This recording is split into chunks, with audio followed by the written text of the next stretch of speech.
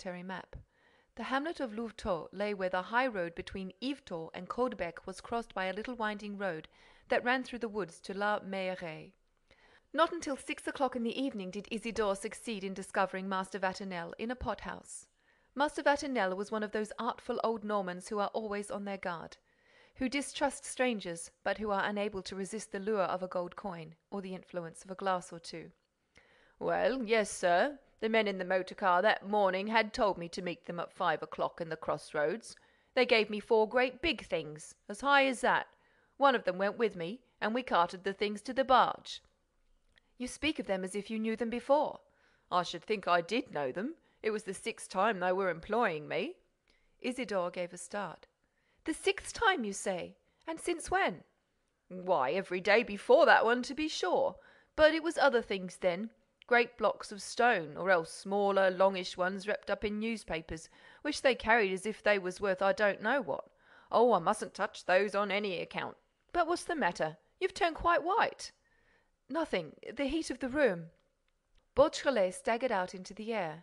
The joy, the surprise of the discovery made him feel giddy. He went back very quietly to Varengeville, slept in the village, spent an hour at the mayor's offices with the schoolmaster, and returned to the château. There he found a letter awaiting him, care of Monsieur le Comte de Gesvres. It consisted of a single line. Second warning. Hold your tongue. If not— "Come," he muttered. "I shall have to make up my mind and take a few precautions for my personal safety. If not, as they say—" It was 9 o'clock. He strolled out among the ruins and then lay down near the cloisters and closed his eyes. Well, young man, are you satisfied with the results of your campaign? It was Monsieur Filleul. Delighted, Monsieur le Juge d'Instruction. By which you mean to say? By which I mean to say that I am prepared to keep my promise, in spite of this very uninviting letter. He showed the letter to Monsieur Filleul. Pooh! Stuff and nonsense! Cried the magistrate. I hope you won't let that prevent you. From telling you what I know? No, Monsieur le Juge d'Instruction. I have given my word, and I shall keep it. In less than 10 minutes, you shall know a part of the truth. A part? Yes, in my opinion. Lupin's hiding place does not constitute the whole of the problem. Far from it. But we shall see later on. Monsieur Beautrelet, nothing that you could do could astonish me now. But how were you able to discover? Oh, in a very natural way. In the letter from the old man Harlington to Monsieur Etienne de Vaudreuil, or rather, to Lupin.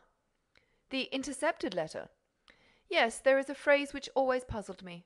After saying that the pictures are to be forwarded as arranged, he goes on to say, "You may add the rest if you are able to succeed," which I doubt. Yes, I remember. What was this rest? A work of art? A curiosity? The château contains nothing of any value besides the Rubenses and the tapestries. Jewellery? There is very little, and what there is of it is not worth much. In that case, what could it be? On the other hand, was it conceivable that people so prodigiously clever as Lupin should not have succeeded in adding the rest which they themselves had evidently suggested? A difficult undertaking, very likely. Exceptional, surprising, I dare say, but possible and therefore certain, since Lupin wished it. And yet he failed. Nothing has disappeared. He did not fail. Something has disappeared. Yes, the Rubenses, but— The Rubenses and something besides. Something which has been replaced by a similar thing. As in the case of the Rubenses, something much more uncommon, much rarer, much more valuable than the Rubenses. Well, what? You're killing me with this procrastination. While talking, the two men had crossed the ruins, turned toward the little door, and were now walking beside the chapel. Beautrelet stopped. Do you really want to know, Monsieur le Juge d'Instruction? Of course, I do. Beautrelet was carrying a walking stick, a strong, knotted stick. Suddenly, with a backstroke of this stick, he smashed one of the little statues that adorned the front of the chapel. "Why, you're mad!" shouted Monsieur Filleul, beside himself, rushing at the broken pieces of the statue. "You're mad! That old saint was an admirable bit of work." "An admirable bit of work," echoed Isidore, giving a whirl which brought down the Virgin Mary. Monsieur Filleul took hold of him round the body. "Young man, I won't allow you to commit—" A wise man of the East came toppling to the ground, followed by a manger containing the mother and child. "If you stir another limb, I fire." The Comte de Gesvres had appeared upon the scene and was cocking his revolver. Beautrelet burst out laughing. "That's right, Monsieur le Comte. Blaze away. Take a shot at them as if you were at a fair. Wait a bit. This chap carrying his head in his hands." St. John the Baptist fell, shattered to pieces. "Oh," shouted the Count, pointing his revolver, "you young vandal! Those masterpieces!" "Sham, Monsieur le Comte." "What? What's that?" roared Monsieur Filleul, wresting the Comte de Gesvres' weapon from him. "Sham," repeated Beautrelet. "Paper pulp and plaster." "Oh, nonsense! It can't be true." "Hollow plaster, I tell you. Nothing at all." The Count stooped and picked up a sliver of a statuette. "Look at it, Monsieur le Comte. Come and see for yourself. It's plaster. Rusty, musty, mildewed plaster, made to look like old stone, but plaster for all that, plaster casts. That's all that remains of your perfect masterpiece. That's what they've done in just a few days.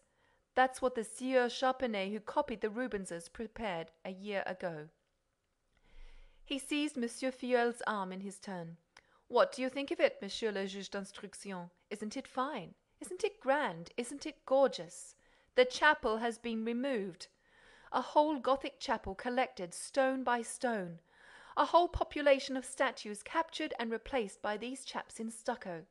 One of the most magnificent specimens of an incomparable artistic period confiscated. The chapel, in short, stolen. Isn't it immense? Ah, Monsieur le Juge d'Instruction, what a genius the man is!" "You're allowing yourself to be carried away, Monsieur Beautrelet." "One can't be carried away too much, monsieur, when one has to do with people like that. Everything above the average deserves our admiration. And this man soars above everything. There is in his flight a wealth of imagination, a force and power, a skill and freedom that send a thrill through me." "Pity he's dead," said Monsieur Filleul with a grin. "He'd have ended by stealing the towers of Notre Dame." Isidore shrugged his shoulders. "Don't laugh, monsieur. He upsets you, dead though he may be." I don't say not, Monsieur Beautrelet. I confess that I feel a certain excitement now that I am about to set eyes on him, unless indeed his friends have taken away the body." "And always admitting," observed the Comte de Gesvres, "that it was really he who was wounded by my poor niece." "It was he beyond a doubt, Monsieur le Comte," declared Beautrelet. "It was he, believe me, who fell in the ruins under the shot fired by Mademoiselle de Saint Véran. It was he whom she saw rise, and who fell again, and dragged himself towards the cloisters to rise again for the last time. This by a miracle which I will explain to you presently. To rise again for the last time and reach this stone shelter, which was to be his tomb." And Beautrelet struck the threshold of the chapel with his stick. "Hey? What?" cried Monsieur Filleul, taken aback. "His tomb? Do you think that impenetrable hiding place—" "It was here, there," he repeated. "But we searched it." "Badly." "There is no hiding place here," protested Monsieur le Gesvres.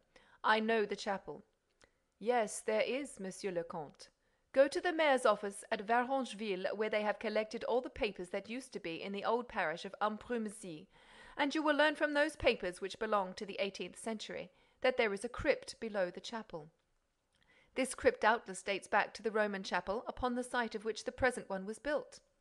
"But how can Lupin have known this detail?" asked Monsieur Filleul. "In a very simple manner. Because of the works which he had to execute to take away the chapel." Come, Monsieur Beautrelet, you're exaggerating. He has not taken away the whole chapel. Look, not one of the stones of this top course has been touched.